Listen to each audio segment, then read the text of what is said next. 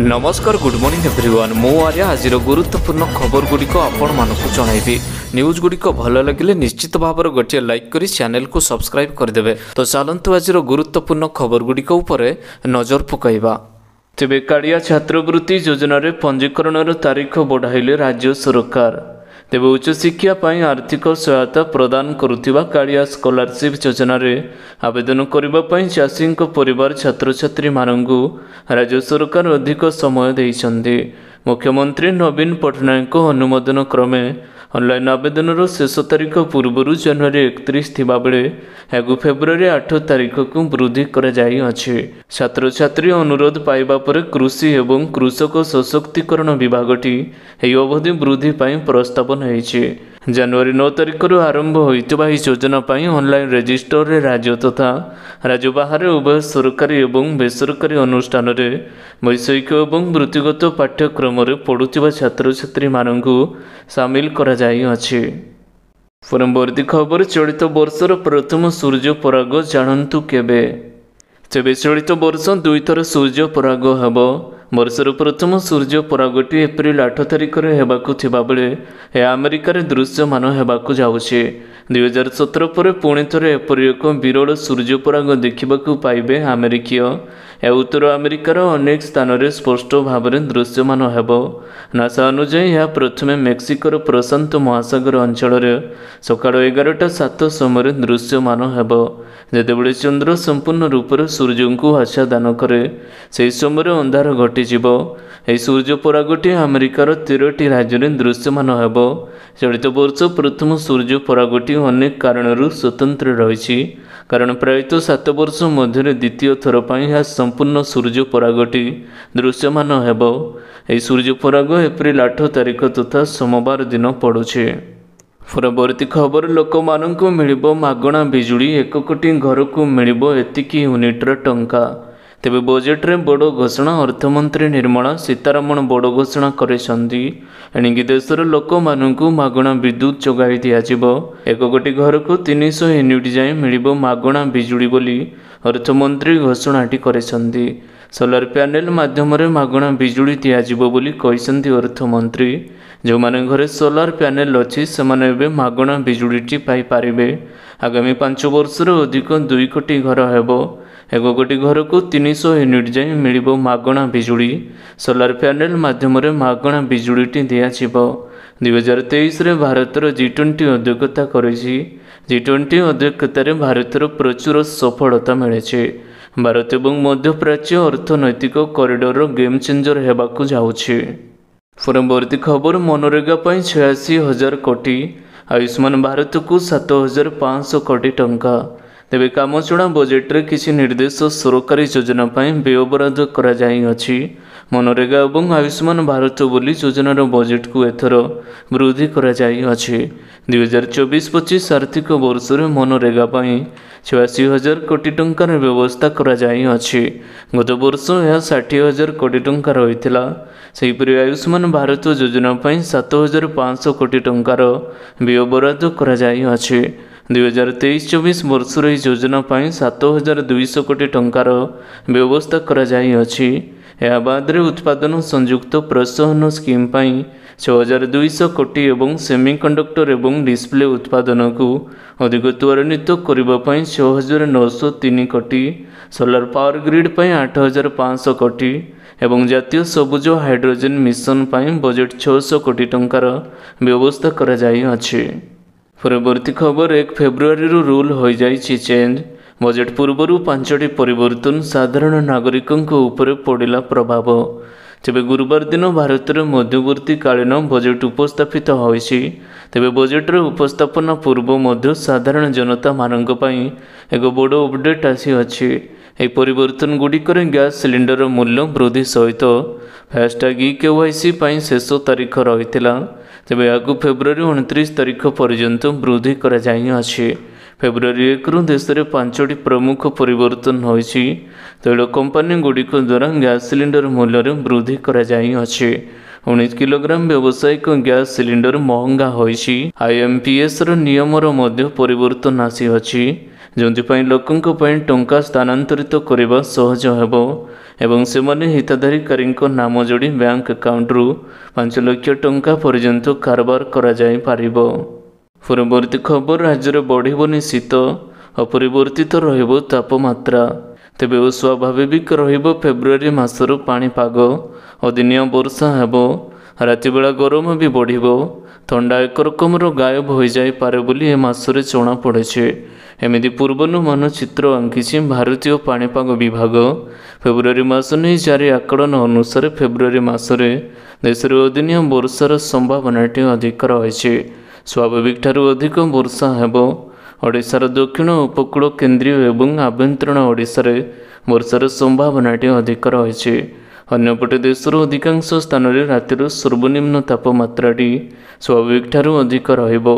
ଏମିତି ହେଲେ ଶୀତ ପ୍ରାୟତଃ କମିଯିବ ବା ହଜିଯିବ। ଫେବୃଆରୀରେ ଓଡ଼ିଶାରେ ବି ଏଭଳି ପାଗ ରହିବ। ଅଧିକାଂଶ ସ୍ଥାନରେ ମୁଖ୍ୟତଃ ପଶ୍ଚିମ ଓଡ଼ିଶା ଏବଂ ଉତ୍ତର ପଶ୍ଚିମ ଓଡ଼ିଶାରେ ରାତିର ତାପମାତ୍ରା ଯେତିକି ରହିବା କଥା ତାଠାରୁ ଢେର ଅଧିକ ରହିବ।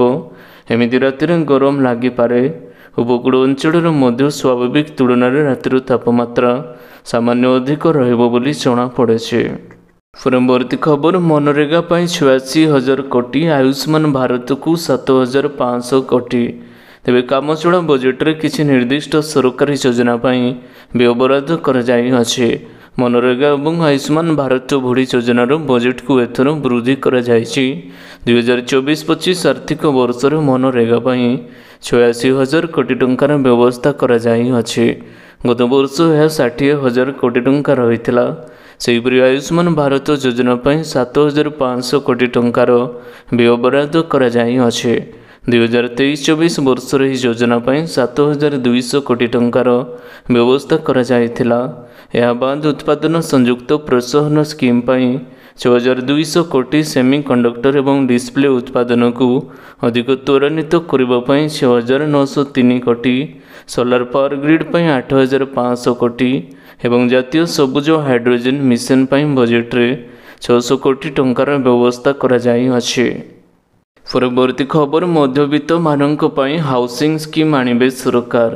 ତେବେ ଗୁରୁବାର ଦିନ ଲୋକସଭାରେ ଉପସ୍ଥାପିତ ଅନ୍ତରୀଣ ବଜେଟରେ ମଧ୍ୟବିତ୍ତମାନଙ୍କ ଉପରେ ମଧ୍ୟ ଫୋକସ୍ କରାଯାଇଛି। ଆଗକୁ ନିର୍ବାଚନ ନଥିବାରୁ ଲୋକମାନଙ୍କୁ ଖୁସି କରିବାକୁ ମଧ୍ୟବିତ୍ତ ପରିବାରମାନଙ୍କ ପାଇଁ ଏକ ହାଉସିଂ ସ୍କିମ୍ ଆଣିବା ସମ୍ପର୍କରେ ଅର୍ଥମନ୍ତ୍ରୀ ନିର୍ମଳା ସୀତାରମଣ ଘୋଷଣାଟି କରିଛନ୍ତି। ସେ କହିଛନ୍ତି ଯେ ଗରିବ ଲୋକଙ୍କୁ ଘର କିଣିବା ଏବଂ ଘର ନିର୍ମାଣ କରିବା ପାଇଁ ସରକାର ଆର୍ଥିକ ସହାୟତା ଯୋଗାଇ ଦେବେ।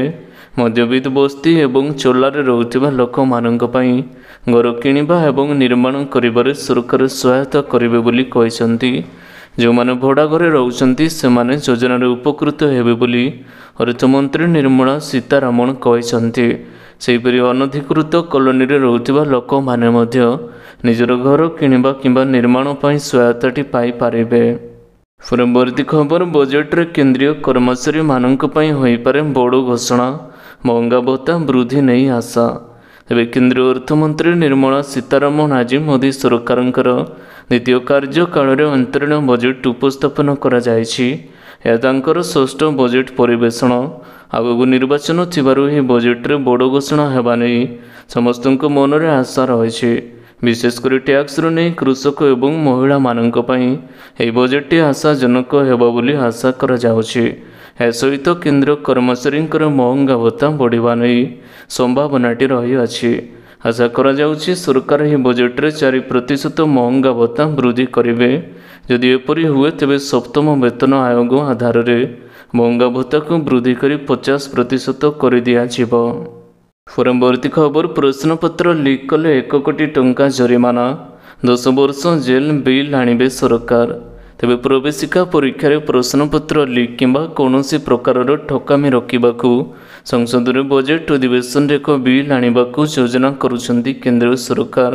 ଏଭଳି ଖଡ଼ ପ୍ରକୃତିର ଲୋକମାନଙ୍କ ପାଇଁ ଅନେକ ମେଧାବୀ ଛାତ୍ରଛାତ୍ରୀମାନଙ୍କ ଉପରେ ପ୍ରତିକୂଳ ପ୍ରଭାବ ପକାଇଥାଏ ବୋଲି ସୂତ୍ରରୁ ପ୍ରକାଶ ଯେ ସର୍ବସାଧାରଣ ପରୀକ୍ଷା ବିଲ୍ରେ ଏଭଳି କାର୍ଯ୍ୟକୁ ରୋକିବାକୁ ସରକାର କଡ଼ା ଦଣ୍ଡ ବିଧାନ କରିବାକୁ ଯୋଜନା କରୁଛନ୍ତି। ଅତୀତରେ ବିଭିନ୍ନ ରାଜ୍ୟର ଛାତ୍ରଛାତ୍ରୀମାନେ ପ୍ରଶ୍ନ ଲିକ୍ ସମେତ ଅପବ୍ୟବହାର ପାଇଁ ପରୀକ୍ଷା ବାତିଲ ହେତୁ ଅସୁବିଧାର ସମ୍ମୁଖୀନ ହେବାକୁ ପଡ଼ୁଛି। ପରବର୍ତ୍ତୀ ଖବର ବନ୍ଦେ ଭାରତରେ ବଦଳାଯିବ 40,000 ସାଧାରଣ ରେଳ ବଗି, 3ଟି ଆର୍ଥିକ ରେଳ କରିଡର ଘୋଷଣା। ତେବେ ମୋଦି ସରକାରଙ୍କ ଦ୍ୱିତୀୟ ପାଳିରେ ଶେଷ ବଜେଟରେ ରେଳବାଇକୁ ମିଳିଛି ବଡ଼ ଉପହାର। ଦେଶରେ ଆରମ୍ଭ ହେବ 3ଟି ଆର୍ଥିକ ରେଳ କରିଡର। ରେଳ ଏବଂ ସମୁଦ୍ର ମାର୍ଗକୁ ଯୋଡ଼ିବା ପାଇଁ ଧ୍ୟାନ ଦିଆଯାଇଛି।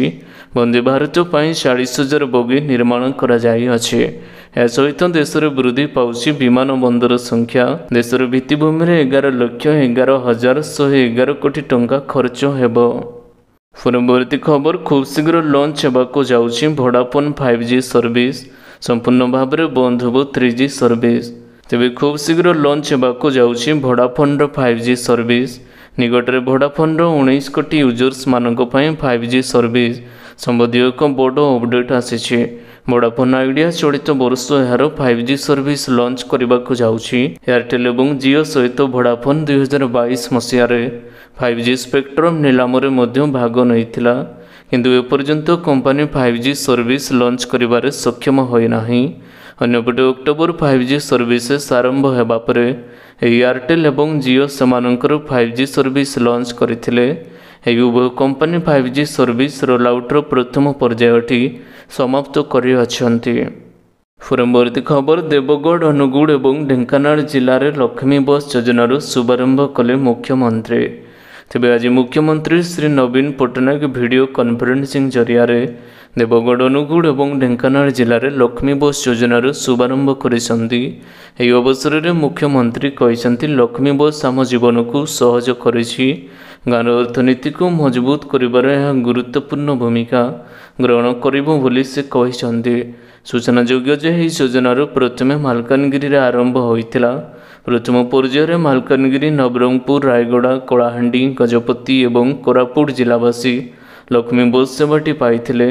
ଆଜି ଏହି ବ୍ୟବସ୍ଥାରେ ଆଉ 3ଟି ଜିଲ୍ଲା ଯୋଡ଼ି ହୋଇଛି। ପରବର୍ତ୍ତୀ ଖବର ଧାନ ଚାଷରୁ ମୁହଁ ଫେରାଉଛନ୍ତି ଚାଷୀ। ବର୍ଷା ଅଭାବ ସହ ଜଳସେଚନର ସମସ୍ୟା। ରାୟଗଡ଼ା ଜିଲ୍ଲାରେ ଅଚଳ ପ୍ରକଳ୍ପ ଯୋଗୁଁ ବଢ଼ୁଛି ପ୍ରଭାବ। ତେବେ ଜଳସେଚନ ସୁବିଧା ନଥିବାରୁ ହୋଇପାରୁନି ଚାଷ କାର୍ଯ୍ୟ।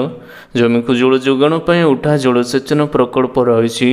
ଲକ୍ଷାଧିକ ଟଙ୍କା ବ୍ୟୟରେ ପ୍ରକଳ୍ପ ହେବାରୁ କିଛି ଦିନ ପରେ ଅଚଳ ହୋଇଯାଇଛି। ପାଣି ଅଭାବରୁ ରାୟଗଡ଼ା ଜିଲ୍ଲାରେ ଧାନ ଚାଷ ପ୍ରାୟତଃ ପ୍ରଭାବିତ ହେବାରେ ଲାଗିଛି। ତେଣୁ ଚଳିତ ବର୍ଷ ଚାଷୀମାନଙ୍କର ଧାନ ଚାଷ କରିବାକୁ ଇଚ୍ଛା ପ୍ରକାଶ କରୁନାହାନ୍ତି। ଧାନ ବଦଳରେ ଅଣଧାନ ଚାଷ କରିବାକୁ ଆଗ୍ରହ ପ୍ରକାଶ କରୁଛନ୍ତି। ରାୟଗଡ଼ା ଜିଲ୍ଲାରେ ଅଧାରୁ ଅଧିକ ଉଠା ଜଳସେଚନ ପ୍ରକଳ୍ପ ଭାଙ୍ଗି ଯାଇଛି। ମୋଟ 370ଟି ନଳକୂପରୁ 69ଟି ଅଚଳ ରହିଛି। 170ଟି ଲିଫ୍ଟ ପଏଣ୍ଟ ଦୀର୍ଘ ଦିନ ହେଲା ଅଚଳ ହୋଇ ପଡ଼ିଛି। ପରବର୍ତ୍ତୀ ଖବର କନିଷ୍ଠ ଶିକ୍ଷକ ନିଯୁକ୍ତି ଅନିୟମିତତା ମାମଲା। ହାଇକୋର୍ଟରେ ଶୁଣାଣି ଶେଷ, ରାୟର ସଂରକ୍ଷିତ। ତେବେ କନିଷ୍ଠ ଶିକ୍ଷକ ନିଯୁକ୍ତି ଅନିୟମିତତା ମାମଲାର ଶୁଣାଣି ଶେଷ କରି ହାଇକୋର୍ଟ ରାୟର ସଂରକ୍ଷିତ ରଖିଛନ୍ତି। ନିଯୁକ୍ତି ପ୍ରକ୍ରିୟା ଉପରେ ଲାଗିଥିବା ଅନ୍ତରୀଣ ରିହାତି ଦେଶ ବଳବତ୍ତର ରହିଛି। ବୁଧବାର ମାମଲାର ଚୂଡ଼ାନ୍ତ ଶୁଣାଣି ଚାଲିଥିବା ବେଳେ ରାଜ୍ୟ ସରକାର କେତୋଟି ପ୍ରସଙ୍ଗରେ ସ୍ପଷ୍ଟୀକରଣ ରଖିଛନ୍ତି। ତେବେ ରାଜ୍ୟ ସରକାରଙ୍କ ସ୍ପଷ୍ଟୀକରଣକୁ ଆବେଦନକାରୀ ବିରୋଧ କରିଛନ୍ତି। ଶିକ୍ଷକ ନିଯୁକ୍ତି ଜିଲ୍ଲା ଭିତ୍ତିକ ନା ରାଜ୍ୟ ଆଧାରରେ ହେଉଛି ବୋଲି ଆବେଦନକାରୀଙ୍କ ଓକିଲ ପ୍ରଶ୍ନ କରିଥିଲେ। ତେବେ ଜିଲ୍ଲା ଆଧାରରେ ହେବାର ଅଛି ବୋଲି ସରକାରଙ୍କ ପକ୍ଷରୁ ଆଡଭୋକେଟର ଜେନେରାଲ କହିଛନ୍ତି। ପରବର୍ତ୍ତୀ ଖବର ଏବେ ସରକାର କଲେ ବଡ଼ ଘୋଷଣା। ଏହି ଯୋଜନାରେ ମହିଳାମାନଙ୍କୁ ମିଳିବ 5,000 ଟଙ୍କା। ତେବେ ସମସ୍ତଙ୍କ ପାଇଁ ମୋଦି ସରକାରଙ୍କ ପ୍ରଧାନମନ୍ତ୍ରୀ ମାତୃବନ୍ଦନା ଯୋଜନା ନେଇ ଆସିଲା ଏକ ବହୁତ ବଡ଼ ଅପଡେଟ୍, ଯାହା ମିଳିବାକୁ ଯାଉଛି 5,000 ଟଙ୍କା। ମୋଦି ସରକାର ମହିଳାଙ୍କ ଉନ୍ନତି ତଥା ବିକାଶ ପାଇଁ ରାଜ୍ୟର ନିରନ୍ତର ଉଦ୍ୟମଟି କରୁଛନ୍ତି ଏବଂ ଏହି କ୍ରମରେ ମୋଦି ହିତାଧିକାରୀମାନଙ୍କୁ 3,000 ଭାବରେ ବରଂ ମାତୃବନ୍ଦନା ଯୋଜନାରେ ଏବେ 2ଟି କିସ୍ତିରେ 5,000 ଟଙ୍କାର ନିଷ୍ପତ୍ତି ନେଇଛନ୍ତି। ଆଗରୁ ଏହି ଯୋଜନାରେ 3,000 ଟଙ୍କା ମିଳୁଥିବା ବେଳେ ବର୍ତ୍ତମାନ ସମୟରେ ଏହାକୁ ପରିବର୍ତ୍ତନ କରାଯାଇ 5,000 ଟଙ୍କା କରାଯିବ ବୋଲି ନିଷ୍ପତ୍ତି ନିଆଯାଇଛି। ଯଦି ଆପଣ ଦ୍ୱିତୀୟ ଥର ଝିଅ ଜନ୍ମ ହେଉଛି ତେବେ ଅତିରିକ୍ତ ଆଉ 1,000 ଟଙ୍କା ମିଳିବ ବୋଲି ବଡ଼ ଅପଡେଟ୍ଟି ଦେଖିବାକୁ ମିଳିଛି। ଗର୍ଭବତୀ ମହିଳାମାନେ ସେମାନଙ୍କର ସ୍ୱାସ୍ଥ୍ୟ, ପ୍ରସବ ଏବଂ ଖାଦ୍ୟ ପାଇଁ ଏହି ଅର୍ଥ ଖର୍ଚ୍ଚଟି କରିପାରିବେ। ଏହା ସହିତ ଆଶା ହିତାଧିକାରୀଙ୍କ ଘରକୁ ଯାଇ ଗର୍ଭବତୀ ମହିଳାଙ୍କର ବିବରଣୀ ସ୍ମାର୍ଟଫୋନରେ ଅନଲାଇନ୍ ଦ୍ୱାରା ଆବେଦନଟି କରିପାରିବେ। ପରବର୍ତ୍ତୀ ଖବର ଫେବୃଆରୀ 16 ପବିତ୍ର ମାଘ ସପ୍ତମୀ ପ୍ରସ୍ତୁତି ଆରମ୍ଭ ହେଲା ଜୋରଦାର। ତେବେ ଫେବୃଆରୀ 16 ତାରିଖରେ ପଡ଼ୁଛି ପବିତ୍ର ମାଘ ସପ୍ତମୀ। ସେଦିନ ଚନ୍ଦ୍ରଭାଗାରେ ବୁଡ଼ ପକାଇବା ପାଇଁ ଲାଗିବ ଶ୍ରଦ୍ଧାଳୁଙ୍କ ଭିଡ଼। ଏଥିପାଇଁ ପ୍ରଶାସନ ପକ୍ଷରୁ ବ୍ୟାପକ ପ୍ରସ୍ତୁତି କରାଯାଇଛି। ମାଘ ସପ୍ତମୀକୁ ଶୃଙ୍ଖଳିତ ଭାବରେ ଧରିବା ପାଇଁ ଆଜି କୋଣାର୍କ ଯାତ୍ରୀ ନିବାସରେ ବସିଥିଲା ପ୍ରଥମ ସମନ୍ୱୟ ବୈଠକ। ଏଥିରେ ପୁରୀ ଜିଲ୍ଲାପାଳ ବିଜୟ କୁମାର ଦାସ ଦକ୍ଷତା କରିଥିଲେ। ପରମ୍ପରା ଅନୁସାରେ ମାଘ ମାସ ତଥା ଆସନ୍ତା 15 ତାରିଖରେ ଷଷ୍ଠୀ ରାତିରେ ପାରମ୍ପରିକ ଶୋଭାଯାତ୍ରାରେ ମାଦିପୁରର ଶ୍ରୀ ଶ୍ରୀ ତ୍ରିବେଶ୍ୱରୀ ମହାଦେବ, ସନ୍ତପୁର ଶ୍ରୀ ଶ୍ରୀ ଐଶ୍ୱନେଶ୍ୱର ଏବଂ କୁରୁଜଙ୍ଗ ଶ୍ରୀ ଶ୍ରୀ ଦୀନେଶ୍ୱର ମହାଦେବ ଚନ୍ଦ୍ରଭାଗା ତୀର୍ଥ ମଣ୍ଡପରେ ପହଞ୍ଚିଯିବେ। 16 ତାରିଖ ପ୍ରତ୍ୟୁଷରେ ମହାପ୍ରଭୁଙ୍କ ନୀତିକାନ୍ତି ପରେ ମହାସ୍ନାନ ଅନୁଷ୍ଠିତ ହେବାକୁ ଯାଉଛି। ପରବର୍ତ୍ତୀ ଖବର ଆଉ 570ଟି ନୂଆ ଏୟାର ରୁଟ୍ କରାଯିବ ବୋଲି କହିଲେ ନିର୍ମଳା ସୀତାରମଣ। ତେବେ କେନ୍ଦ୍ର ଅର୍ଥମନ୍ତ୍ରୀ ନିର୍ମଳା ସୀତାରମଣ ଗୁରୁବାର ଲୋକସଭାରେ ଅନ୍ତରୀଣ ବଜେଟ୍ ଉପସ୍ଥାପନ କରିଛନ୍ତି। ଏହି ସମୟରେ ସେ ପ୍ରଥମ ଏବଂ ଦ୍ୱିତୀୟ ପାଳି ସରକାର ଅର୍ଥନୀତି ଅବତାରଣ କରିବା ସହ ଉଡ଼ାଣ ଯୋଜନାରେ ଆଉ 570 ନୂଆ ଏୟାର ରୁଟ୍ କରାଯିବ ବୋଲି ଘୋଷଣା କରାଯାଇଅଛି। 570 ନୂଆ ରୁଟ୍ରେ 1.3 କୋଟି ଯାତ୍ରୀ ସୁବିଧାଟି ପାଇବେ। ଲକ୍ଷାଦ୍ୱୀପକୁ ଅଧିକ ପର୍ଯ୍ୟଟକ ଆକର୍ଷଣ ବ୍ୟବସ୍ଥା କରାଯିବ। ଲକ୍ଷାଦ୍ୱୀପର ଭିତ୍ତିଭୂମିର ବ୍ୟାପକ ବିକାଶ କରାଯିବ। ସେହିପରି ରାଜ୍ୟମାନଙ୍କୁ 75,000 କୋଟି ଟଙ୍କା ପ୍ରଦାନ କରାଯିବ ବୋଲି ଅର୍ଥମନ୍ତ୍ରୀ କହିଛନ୍ତି। ପରବର୍ତ୍ତୀ ଖବର ରାଜଧାନୀ ଦିଲ୍ଲୀରେ ଘନ କୁହୁଡ଼ି ପରେ ଏବେ ବର୍ଷା ହେତୁ ପ୍ରଭାବିତ ହେଲା ବିମାନ ଏବଂ ଟ୍ରେନ୍ ଚଳାଚଳ। ତେବେ ପ୍ରବଳ ଘନ କୁହୁଡ଼ି ପରେ ଏବେ ବର୍ଷାରେ ପ୍ରଭାବିତ ହୋଇଛି ରାଜଧାନୀବାସୀ। ଗୁରୁବାର ଦିନ ଦିଲ୍ଲୀ ଏନ୍ସିଆରରେ ପ୍ରବଳ ବର୍ଷା ଏବଂ ବଜ୍ରପାତ ହୋଇଛି। ବୁଧବାର ଏବଂ ଗୁରୁବାରର ମଧ୍ୟରାତ୍ରିରେ ଉତ୍ତର ଭାରତରେ ଅନ୍ୟାନ୍ୟ ସହରରେ ମଧ୍ୟ ପ୍ରବଳ ବର୍ଷା ହୋଇଥିବା ସୂଚନାଟି ରହିଛି। ଜାତୀୟ ରାଜଧାନୀ ଆଜି ସକାଳେ ସର୍ବନିମ୍ନ ତାପମାତ୍ରା 7.3 ଡିଗ୍ରୀ ସେଲସିୟସ୍ ରେକର୍ଡ କରାଯାଇଛି, ଯାହା ସାଧାରଣଠାରୁ 1 ଡିଗ୍ରୀ ତଳେ ରହିଛି। ବୁଧବାର ଦିନ ସର୍ବାଧିକ ତାପମାତ୍ରା 18.6 ଡିଗ୍ରୀ ସେଲସିୟସ୍ ଥିଲା, ଯାହା ସାଧାରଣ ତାପମାତ୍ରା ଠାରୁ 4 ଡିଗ୍ରୀ ତଳେ ରହିଥିଲା। ଭାରତର ପାଣିପାଗ ବିଭାଗ IMD ଅନୁଯାୟୀ ଦିଲ୍ଲୀ ଏବଂ ଭାରତର ଅନ୍ୟାନ୍ୟ ଅଞ୍ଚଳରେ ହାଲୁକାରୁ ମଧ୍ୟମ ଧରଣର ବୃଷ୍ଟିପାତଟି ଜାରି ରହିବ। ପରବର୍ତ୍ତୀ ଖବର ରେଳବାଇରେ 9,000 ଟେକ୍ନିସିଆନ୍ ପଦବୀ ପାଇଁ ନିଯୁକ୍ତିର ବିଜ୍ଞପ୍ତି। ତେବେ ରେଳବାଇରେ ସରକାରୀ ଚାକିରି ପାଇବାକୁ ସ୍ୱପ୍ନ ଦେଖୁଥିବା ଯୁବକମାନଙ୍କ ପାଇଁ ଏକ ବଡ଼ ଖବର ସାମ୍ନାକୁ ଆସିଛି। ରେଳବାଇର ଆସିଷ୍ଟାଣ୍ଟ ଲୋକ ପାଇଲଟଙ୍କ 5,000 ପଦବୀରେ ନିଯୁକ୍ତି ପରେ ଏବେ RIB 9,000 ଟେକ୍ନିସିଆନ୍ ପଦବୀରେ ନିଯୁକ୍ତି ଘୋଷଣା କରିଛି। ଏକ ସ୍ୱଳ୍ପ ବିଜ୍ଞପ୍ତି ପ୍ରକାଶ କରି ରେଳବାଇ ନିଯୁକ୍ତି ବୋର୍ଡ ଦ୍ୱାରା ଏହି ନିଯୁକ୍ତି ଘୋଷଣାଟି କରାଯାଇଅଛି।